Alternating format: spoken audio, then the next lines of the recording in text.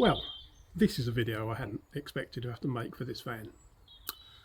As I may have explained in previous videos, this entire vehicle is made out of a plastic, a polypropylene plastic honeycomb material called Omnia panel. Last thing I expected would be leaks, water leaks from the roof. Lots of them, and lots of it. When I bought the van, or the day I bought the van, it was chucking it down. And the first time I drove it and parked up prior to getting the MOT done, I noticed a bit of water around where the original sink was. So I thought, hello, something's leaking. And it looked like it might have been coming from the bolt holes in the ceiling that hold the night owl in place. Later I realised I had water dripping around the awning frame. The awning is in a box and it's flush mounted on the side of the van. I couldn't really get my head around where that was coming from. And slowly over the last few weeks, as I've been removing stuff from the roof, I've got rid of all the aluminium boxes that held all the cabling for the aerials and stuff like that. The leaks have been getting worse and worse. And I have been temporarily covering the holes, screw holes and things like that. There is an aluminium skin on top of the plastic to protect it.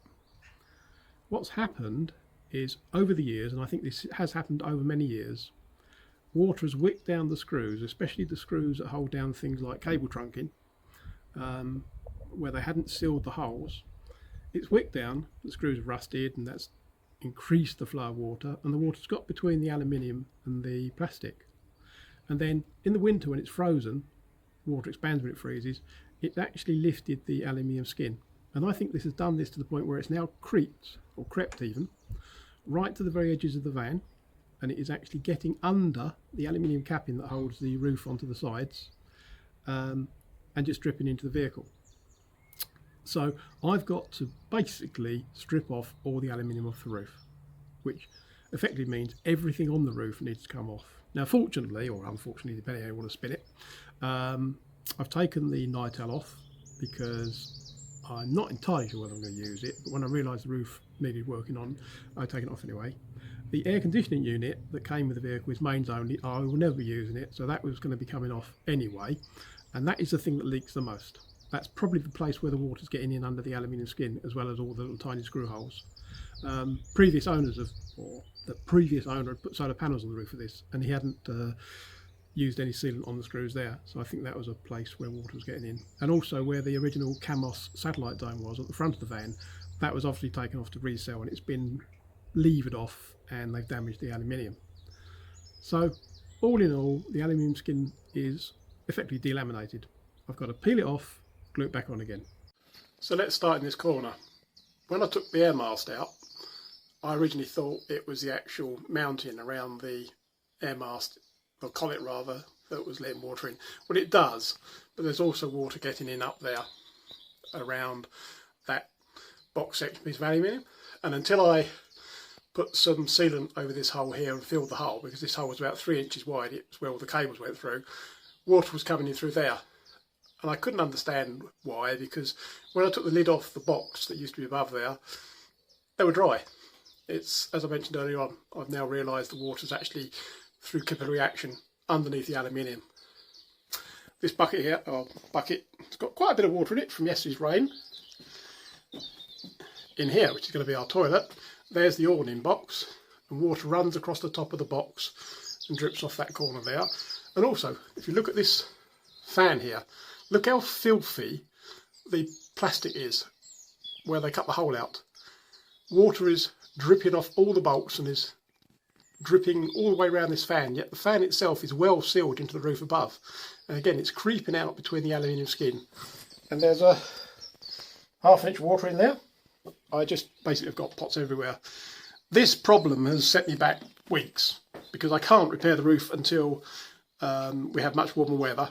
And obviously I cannot put any woodwork in here at all because the van's plastic. It doesn't matter that there's water getting in here at the moment, but I can't do anything that would get wet. Where there's bits of black tape there, I've got sealant under there as well.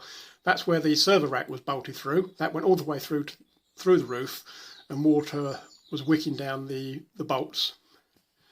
I think there were tie downs, 4 of them on the roof, bolted through. You can see the staining there and where it was there. Again, from water ingress, and it's mainly the bolts. Anything that went all the way through has started letting water in. But the funniest thing is this skylight.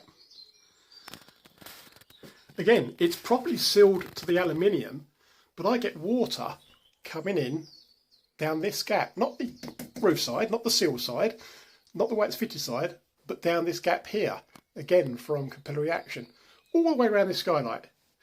So the skylight's got to come out. I think the frame will probably break. I was thinking, could I reuse it up there? It's no good where it is because the condensation off these things is horrific and we can't have it dripping on a bed, but that's going to be the hall to the shower room. Maybe I might be able to move it there if I can get it out in one piece. But here's the worst problem, and this is a plastic tray that I normally use for doing oil changes in the vehicles. It just happened to be the right size. I drained it out earlier on, it had a fair amount of water in it. But that is the air conditioning unit as it was, and again you can see it's all black and filthy and dirty from probably years of dripping. And this thing was sealed in with mastic, and all the mastic's cracked and failed. So I would have had to take, even if this air conditioning unit worked, and I'm pretty sure it doesn't have any gas in it, but even if it worked, I'd have still had to take it off and reseal it. And obviously it's got to come out of the way in order for me to peel the aluminium back. But this is the worst place. There's been lots of water pooling up there because the unit's quite heavy, and I think the roof is bowing very, very slightly where it is. But the original problem was up there. I'm now using a bit of tissue just poked into the aluminium, and that acts as basically it redirects the water and it all drops into an ice cream tub. Depending on how the vehicle's parked, at the moment it's leaning backwards slightly, so most of the water is dripping out towards the back of the van, but depending on how it's parked, I could have quite a shower coming down here when it rains hard. All that wiring there, by the way, is for the night owl, because I've taken that off the roof. And you can see that dirty stain there. I've actually had a go at that with a pressure washer. That dirty stain, and above where the tape used to be for the plastic cladding, that's all water damage. Well, it's not damage because obviously it's plastic, but you can see how much water's been getting in over the years, dripping down behind the plastic trim, and it would eventually just pool down here somewhere. There's a slight drip coming from there. The aluminium up there, that L channel, there's a gap behind it. There's a curved capping piece, and then this aluminium traps, you can see the bolts through, it captures the plastic there and the plastic there, and that's how they join it together. But there's a gap behind the aluminium, and the capillary action allows the water to get in, and then it runs along this channel, which is why it's been dripping down there, and it runs along this channel here, and that's why it's been dripping down there. And then lastly, it's basically everywhere. There was a hole up there where the wiring originally went for the night owl. That was another 3-inch hole, and you can still see there's water in there. That is still dripping, even though I've plugged it now. Water's still getting through. So my only option, as I mentioned, is on the roof, take everything off, and there's only this now and the light and the extractor fan to remove. Cut the aluminium sheet, peel it back, dry it out, and that's going to be important because I won't be able to get glue to actually adhere all the time it's wet, and that's the problem I've been having when I've been trying to seal it on the top. There's so much water oozing out of all the holes, I can't seal it with anything. So peel it off, glue it back on, and then I will treat the whole roof with a thing called Chromopile, which is just a waterproofing paint. And that should sort it. And to do that, I've bought a tarpaulin because obviously I can't do that and let the roof get wet again. And I will be working on that for the next probably 2 weeks. It'll probably take the best part of 2 weeks to actually get the roof watertight again. I haven't been able to do that work until it gets warmer. Even now at the beginning of April, it's still too cold. Well, since taking the nightel off the roof, I managed to get up on the top of the van and remove the air conditioning unit and the large skylight, which I was able to get out in one piece. And then just before stalking Kathleen last week, I put this tarpaulin on the top because there's now 3 gaping holes in the roof. And that's now been on there for the best side of, 10 days? We've had endless, strong, really strong winds. How this thing hasn't got blown off, I don't know, but there was no way I could even unroll it to do any more work. So this is really frustrating. I need several days of dry and preferably windless weather so I can get up there and do the work. The problem I've got is obviously when it's really blowing a gale, I can't get this tarpaulin back on, so I daren't take it off. So here we are up on the roof. This is the hole that the air conditioning unit was in, and what I hadn't realised until I tried to take it off was it wasn't actually bolted or screwed on the top at all. The only thing that held it in place were 3 bolts clamping it into the hole. I'm glad I took this off before driving anywhere, because it would have been on the ground. You can see all the filth around it where the mastics failed. And then over there, that is the hole for the roof light, and the frame is aluminium. I've got it out in one piece, so it might end up going at the back there. And then right at the very back is the hole where the extractor fan was. So along the sides are where the cable management boxes used to be. That's why you can see bare aluminium both sides. Now I've just cut through, basically cut through the seams. You can just see it along there, just gone through that with a Stanley knife. I had a bit of a mishap there when I actually took the box off, but that doesn't matter. And then I've cut all the way along the edge, along there. With it worked out very well with a multi-tool and a paint scraper blade. I was able to cut the aluminium at an angle beautifully. I haven't cut along here other than the bit I'm sitting on now and the bit at the back, because these two can simply roll back to this edge here. Now I shall now show you what it looks like underneath. Now you can see why it leaks so much. I had assumed this was glued entirely, but no, they've just run beads of Sikaflex or whatever it is, and it has completely come unstuck from the polypropylene. You can see the water staining. That's where the water's been running, and they've effectively created channels. I thought it was actually, well, it is moving through complete action, but I actually thought it was creeping under the aluminium even though it was in full contact with the plastic. But you can clearly see they've actually made rain channels effectively, and the water's simply washed down and got over the edges of everything. So next job is to give this a wash, because glue I'm just going to use contact adhesive. That would be adequate for the lifespan of this van now. And I shall wash all this dirt away, try to clean this aluminium. Obviously the trouble I've got is I don't want to bend it. If I bend it, crease it, I'll never get it back down properly. At the moment, where I haven't cut it off at this side, it's got a hinge and it will go back in exactly the same place. But I've got to be careful how I handle it, and I've got to try and clean it up as best I can. But I'm going to cover the entire surface with contact adhesive. Might be a bit tricky getting some on here. I'm not quite sure I'm going to do it, but I will find a way. And then by the time I finish putting everything else on this roof, Unistrut and everything else, this stuff will then be clamped down quite well. But what a bloody balls up. I really hadn't expected to be doing this. That's the roof repaired. All the aluminium sheeting is stuck back down. Everywhere there's a hole, I've put a aluminium disc stuck on with PU40.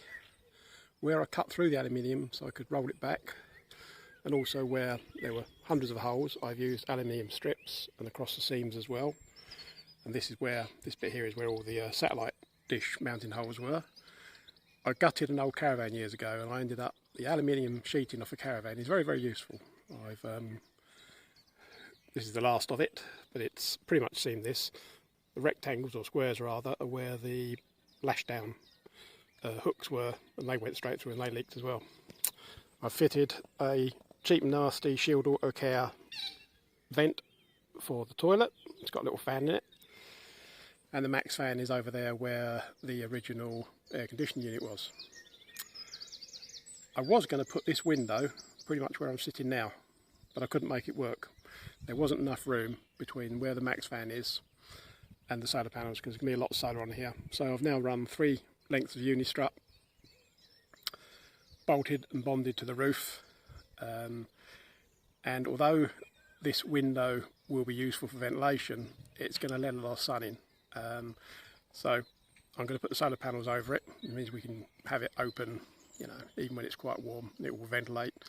It's a bit more secure, and I will make something up to go on the inside of it to manage the condensation, because the condensation from these horrible flat glass things is very significant. I've also mounted a wooden frame in there, and I've actually mounted brackets around the window frame to transfer the load when the window's opening into the wooden frame, because part of the reason why the aluminium came off around it was the only thing that was actually holding it was the adhesive to the aluminium, and that had all shifted. So every time you open the window, the roof rose slightly. Now to stick a load of chromopoll on it. It doesn't need it now. You know, I'm pretty certain I've now sealed every single possible leak, but it will help reflect the heat. So that's the next job.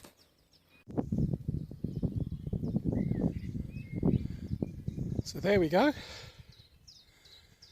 Didn't use up anything like as much as I thought I would. I've probably got half a can left. I bought 20 kilograms of the stuff, so I've got enough to do a second coat. But that should keep it waterproof for now. Put my max fan in. What is happening are bugs. Bugs are sticking to it like you wouldn't believe. Anyway, lunchtime, and then put the roof window back in. Thanks for watching.